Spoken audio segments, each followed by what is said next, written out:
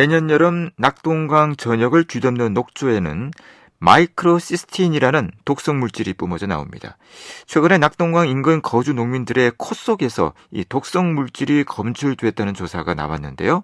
곽상수 낙동강 네트워크 대표 연결해서 관련 내용 자세하게 살펴보는 시간 갖겠습니다. 연결되었습니다. 대표님 안녕하십니까? 네, 안녕하십니까?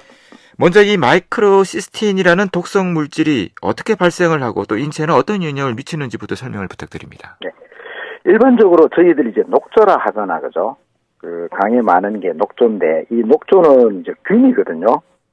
정확히 말해서 시아노박테리아라고 하는데, 우리말로 이렇게 풀이하면 남세균으로 이렇게 이야기를 합니다. 이 남세균은 발생 원인은, 강에 영양분이 많다든지, 또는 이제 물 흐름이 없다든지, 또는 온도가 높다든지, 이럴 경우에는 이제 많이 발생하고요. 특히 이제 남세균 중에 독성이 있는 종류가 꽤 있습니다. 그 중에 특히 가장 대표적인 게 지금 문제가 되는 마이크로시틴입니다. 네. 이 마이크로시틴은 이제 인체에 만약에 영향을 준다면 간독성, 생식독성, 신경독성 이런 게 있는데요. 일반적인 간독성은 이제 간암이라든지 있는데 문제가 되고, 또 생식독성은 이제 아이들이라든지 또는 자라는 아이들에게 문제가 되는 게 생식독성이고요.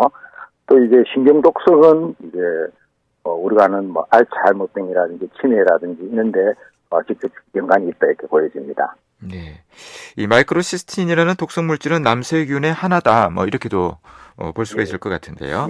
자, 낙동강 인근 거주 농민들의 코 속에서 이 독성 물질이 검출이 됐다고 하는데 이 조사는 언제 어떻게 이루어진 조사인 건가요? 올 여름은 특히 이제 녹조가 심했잖아, 그죠? 그래서 저희들이 이 8월 한 20일부터 9월 1일까지는 1단계 조사 22명을 조사했고요. 9월 1일부터 12일까지는 2단계 80명을 했습니다. 총 102명을 조사했고요. 이 조사는 계명대학교 동산병원 김동원 교수가 이제 책임 교수로 직접 조사를 했고, 전체적인 총괄 분석은 이제 부경대 이성준 교수가 있습니다.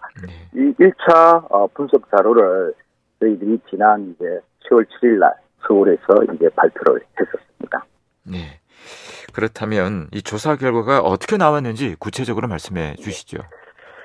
우려대로 전체 이제 22명 중에 1차 조사자 중에 50%, 11명의 코 속에서 남세균의 이제 유전자가 나왔거든요. 남세균의 유전자가 나왔다는 것은 이제 코에서 그 우려되는 마이크로시틴 같은 이런 남세균 독소가 나왔다, 이렇게 보시면 될 것 같습니다. 네. 어떻게 보면 좀 심각하고요. 저희들이 이제 추가로 이제 9월 1일부터 12일까지 조사한 80명에 대한 분석 조사 결과는 아마 이제 11월 달쯤에 저희들이 또 발표를 할 생각입니다. 네. 자, 1단계 조사에서 한 절반가량이 이 남세균의 유전자가 나왔다, 이런 말씀이시네요. 자, 이 녹조 독소가 농수산물에도 영향을 준다죠? 예, 당연하죠.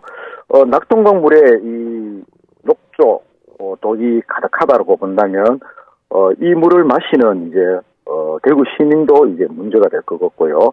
그리고 이 물로 농사짓는 이제 농산물도 이제 문제가 되는 거죠. 특히 저희들이 2021년, 2022년 조사에서 쌀, 배추, 무, 상추, 옥수수 등 모든 농산물에서 이 마이크로시틴이 검출되었다, 이렇게 생각을 하면 됩니다. 네. 그런데 환경부에서는 측정 결과 공기 중에 녹조 독소가 검출되지 않았다고 했었죠. 자, 이번 조사 결과 발표 이후에는 혹시 관련한 입장이 나온 것이 있습니까? 어떻습니까? 입장은 없고요.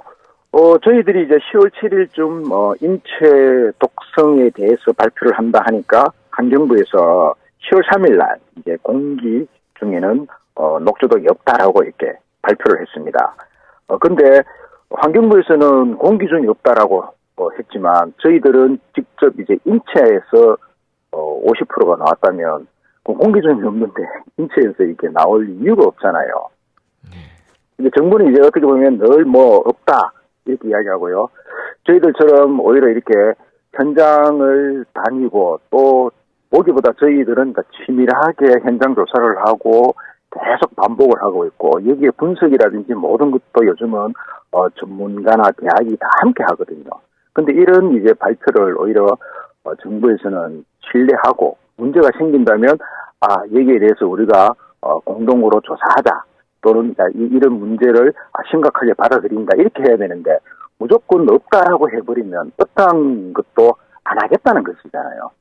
여기에 대해서 저희들은 많은 우려를 하고 있고 이번에도 물론 이제 인체에서 나왔다면 다시 한번 정부에 공동조사를 하자. 여기에 대한 문제를 신뢰 있는 전문기관이나 대학이나 병원이나 이런 데서 이제 이 조사해야 되지 않느냐 이런 이야기를 저희들은 이제 하고 있습니다. 네. 앞으로 문제 해결을 위해서 어떤 노력들을 기울일 계획인가요? 네. 원래 저희들 3개월 이상 계속 지속적으로 이제 조사 활동을 해왔기 때문에요. 계획을 이야기하자면 조만간 저희들이 이제 공기 중에 있는 이제 녹조독 조사 결과를 발표할 거고요. 또 이제 낙동강에 있는 수질 조사 발표, 또 농작물 조사 발표, 또 최종 102명에 대한 인체 조사 발표까지 연말 또는 내년 초까지 계속 이어질 겁니다. 결국 노력이라 하는 것은 딴 거 없는 것 같아요. 당을 이제 흐르게만 하면 되거든요. 그렇다면 흐르게 하면은 녹조가 없어지고 또는 이 녹조독으로부터 안전한 공기, 안전한 농산물, 안전한 식수가 공급된다고 본다면 이런 물을 흐르게 하는데 최선을 다하겠다. 이게 저희들 낙동강 네트워크의 생각입니다. 네. 관련해서 청취자분들에게 전하실 말씀 간단하게 들을까요? 네. 지금 이제 저희들 어제 이제 낙동강 조사를 쭉 했거든요. 그러니까 보기보다 이제 녹조가 심하게 또 일어나고 있습니다. 그래서 당부하고 싶은 거는 현재로 본다면 일단은 강에 가지 않는 게 제일 좋다. 이렇게 좀 생각이 되고요. 저희들이 이제 조만간 국회에서 하는 청문회를 지금 준비합니다. 이것을 하기 위해서는 5만 명이 이제 청원 운동을 해야 되거든요. 요게 지금 이제 다음 주부터 저희들 대구, 경북, 부산, 경남, 울산까지 영남권에 있는 모든 시민사회가 청문 운동을 다음 주부터 시작할 계획입니다. 네. 말씀 여기까지 듣겠습니다. 지금까지 네, 감사합니다. 곽상수 낙동강 네트워크 대표였습니다.